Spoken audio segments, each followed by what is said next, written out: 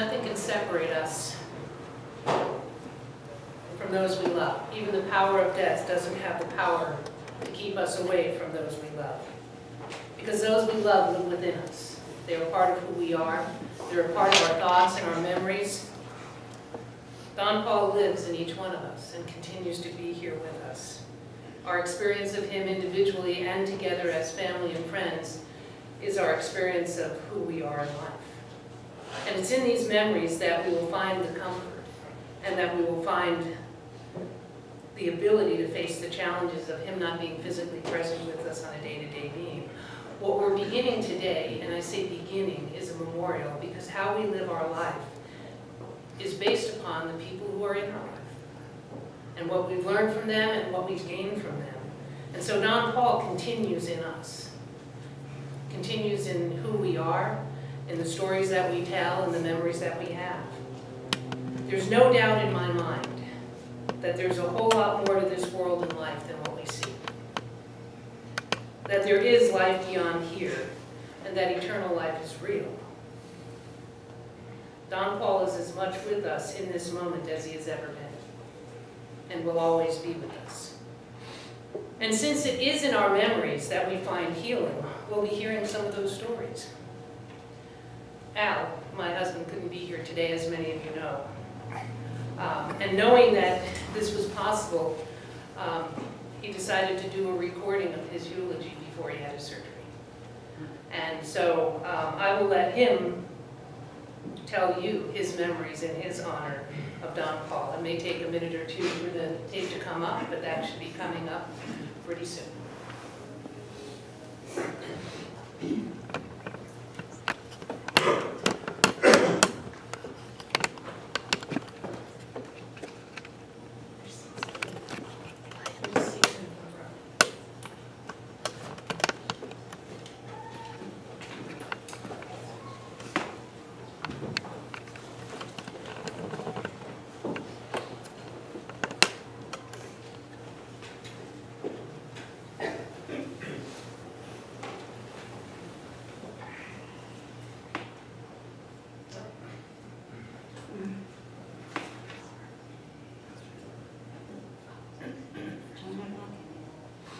Yeah, we're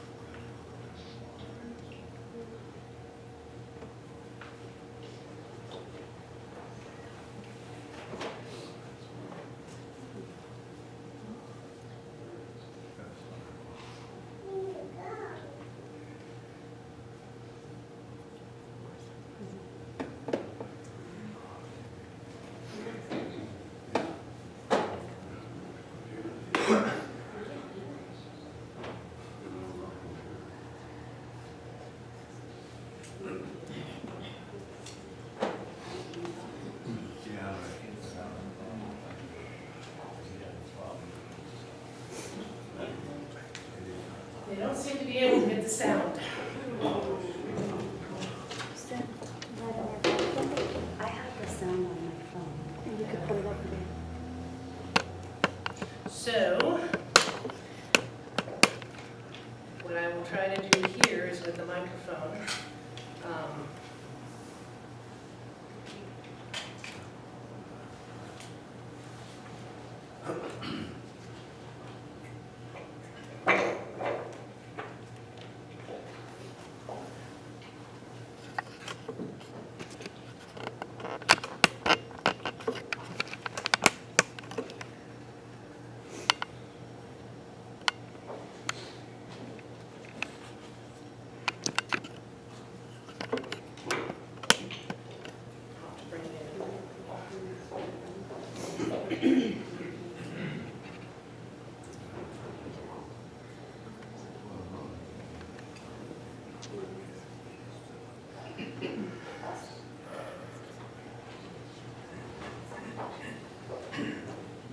quite the same.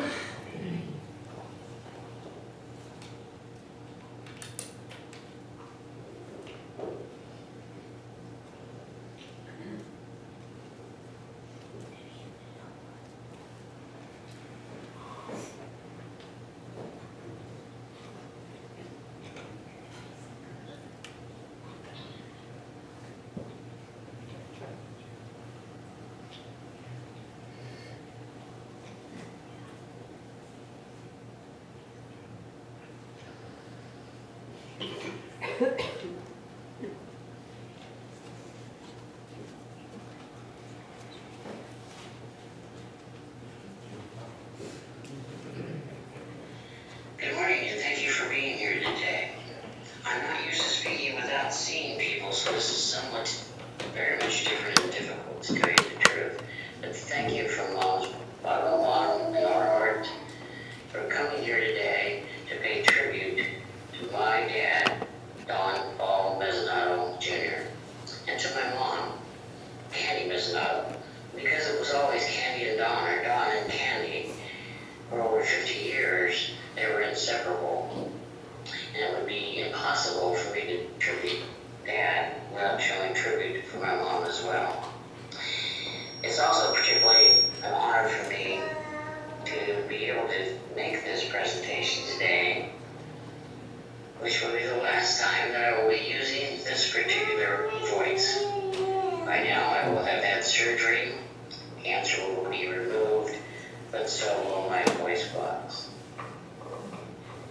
And so I'm kind of excited and happy that the last time that I give a presentation using this particular voice, it's still an honor to my hero.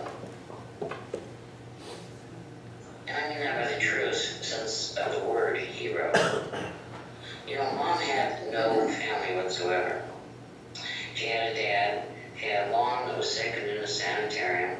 She lived with other families. She really had no aunts, uncles, cousins, brothers, sisters, and she was alone a lot growing up. And one of the things she prayed for was for someday for him to send someone who just loves her.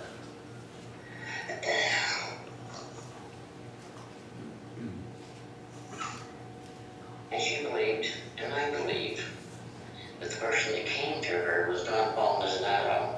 Ironically, my mom's family in Italy, the Philippines, my dad's family in Italy, the Mezzanatos, knew each other and often visited. When Mom learned that point, she realized it was God who sent Don Paul to her and her dad, who was in heaven, and blessed Don Paul coming as well. Now, Don Paul was the type of man that chose to marry Mom, who came with 3 boys. And I mean to tell you, that is a great man. He saved us.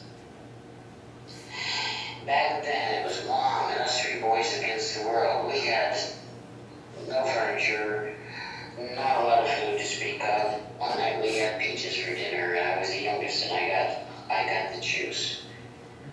And Don Paul comes and lives with us, and all of a sudden we're having 3 meals a day. He even brought us to buy new shoes. I had never had a pair of new shoes in my life. In fact, he marched me around and said, pick a pair of these tennis shoes, and I looked. There were 2 choices back then, high top black, low top white, big low top white. And I thought, I'm going to get a new pair of shoes. And Mom was with me, and then he took me over to the dress shoes, and he says, now pick out one of these shoes. And I looked at Mom, and I said, Mom, I don't understand. I want to keep my tennis shoes. And she says, I know. I want you to pick a second pair. And I looked at her, and I said, Mom, why would I ever need 4 pairs of shoes? I only have 2 feet. But it wasn't the money that Don Paul had and the money that he brought to the family. It was he changed our entire lives. Our most probable future, Mom and us 3 boys against the world, may not have looked real rosy. But when Don Paul came, all of a sudden our parameters of our most probable future opened immensely. We, if we worked hard, could start our own business and be quite well off, if you will, from working hard. And that opened my eyes to all kinds of new possibilities and probabilities. And then he wanted to bring us places. One of the things he wanted to do was to show us rabbit hunting in the desert. Now here's a man that wants to show us rabbit hunting in the desert. We've never done anything like that in our lives. The desert is very cold before the sun comes up. And so here we are at Sears. Boom, boom, boom. John's insulated clothes. Boom, boom, boom. Steve's insulated clothes. Boom, boom, boom. Al's insulated clothes. A pair of shoes. A pair of shoes. A pair, all boots. Then we had to be able to have anyone to shoot. Steve and I got 410s. John got a 16 gauge. Of course, Dad had his 12 gauge and his pistol. And then he loaded us up all in a car. And off we go, and he brings us to the desert. He's going to introduce us to rabbit hunting. So we have to get out early, shoot, showing that we know how to handle our weapons, showing we know how to be safe. And then he brought us the very first time rabbit hunting. We're talking about a pretty great man. He took us horseback riding. He introduced us to restaurants that we'd never been to. He saved us. And it is especially an honor and a privilege for me to honor my hero, because heroes save. And when he swooped in, he saved us. And I know he had a huge effect on our lives. And I know we had a huge effect on his life. We were sitting around the table the other night, some of my friends, my family. And I mean, it wasn't just the stories about Don Paul that were so funny. And your Uncle Rich and Eva and Doug will remember when Rich and Doug joined us to go hunting rabbits. Bob had us all loaded up. Oh, it had to be 4 in the morning. And Rich was following Dad, and all of a sudden Dad stopped his car in the middle of the street. He got out. He reached up. He got that coffee cup off the top of the roof. Got back in his car, took that sip, said perfect, and off we went to go rabbit hunting. You know, our Uncle Rich, you were teaching Doug the best way to hunt rabbits is to get behind that bush and make sounds like a rabbit. But sitting around that table, we all had stories. Yes, he was a great dad, and he was a darn good grandpa as well. The kids remembered always the writing on the back of the Harley. Candace remembered her first Dorothy Hamill haircut. Alexis got her very first haircut right in my patio. Dad's hands were shaking, but she did fine, and he did fine. She got her first haircut from her great grandpa.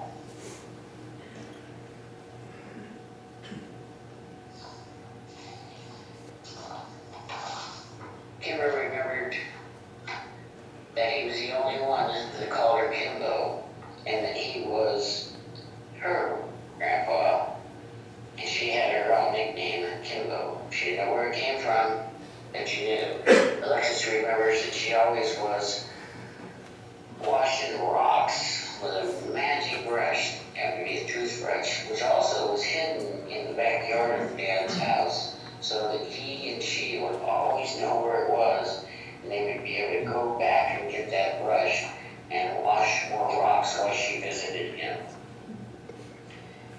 The man absolutely loved Christmas and was extremely generous with Christmas and with people, and we had some pretty fantastic Christmases with friends and family and food and fun, competitions, and all those good kinds of things. Dad had a unique way of doing everything. Instead of putting our names on a Christmas gift, he'd often have a code of some sort with a number on it. So said 23. But we didn't know if that was John's or Steve's or mine and Marty's. And it worked out pretty well. It took the year that he forgot his code, and again, we had a big deal that he would say the day before. Marty and Pop, they are a character together. They are a twin speech all in their own right. And they had some great and fantastic times. And Dad brought us to Mexico, and he taught us Mexico time. If you're hungry, make yourself something to eat. If you're tired, go lay down. If you're bored, figure it out, because nobody's here to entertain you. And I taught my kids Mexico time, and they loved being in Mexico with Grandpa and having a good old time. Candace was laughing and talking about the times when she learned how serious Mochi Ball was, when Dad would break out his measuring device to see who was really the closest and who was really going to get those points. Barney and Dad and I and all of us, Candace, were sitting around the campfire, and Barney came and sat down next to Dad, and that's all I saw. And the next thing I know was Dad threw tequila at Marty threw tequila at Dad, and then they got into this big stuff. That all of a sudden just stopped. No one knew we started here, what it was all about. We learned Marty when he said, "Yes, drink." But they got up and they went and they made another drink, and they came and they said, "Help at a campfire." Yeah. I was riding with Bob on the motorcycles, and I do too. And Bob was very competitive on those motorcycles. And Marty had fallen, and he got a cut right down here, and he was bleeding pretty good. And Dad came right up next to me, but Marty was going, "Look, Dad." Don Paul said, "Well, is that going to stop you?" And Marty said, "No." And off they went racing again. Dad and I went to Mexico. Oh my goodness, we had quite the weekend in Mexico ourselves. And it was just a great weekend for me, just Dad and I. Crazy stuff happened. It rained really bad. We lost where we were in the middle of the night. We came around the turn and we found where we were, because I ran right up into the back of the trailer. It was behind the motor phone. We talked about the M80 fights, running over rocks and throwing the M80s, or the rockets and the rocket balls, and shooting those rockets and having that good time. Steve Mazzanato often went over to Mexico with us, and he just he wasn't so sure he liked those M80 fights, and he just decided he was out of there, so he was out of it, and we were just having a ball. I introduced my second family. Keith was there, and that family, we introduced them to Mexico time. And at one time when Steve Mazzanato was there and he decided to get out of the game was over. I walked up and I could see that he and Dad were sitting in the motorhome, just sitting at the kitchen table talking. So I walked by and went, I never will forget the look. Dad thought it was funny. Steve thought it was really live ammunition coming, and he was trying to get out of there. Dad, Don Paul Mazzanato, greatest man in the world.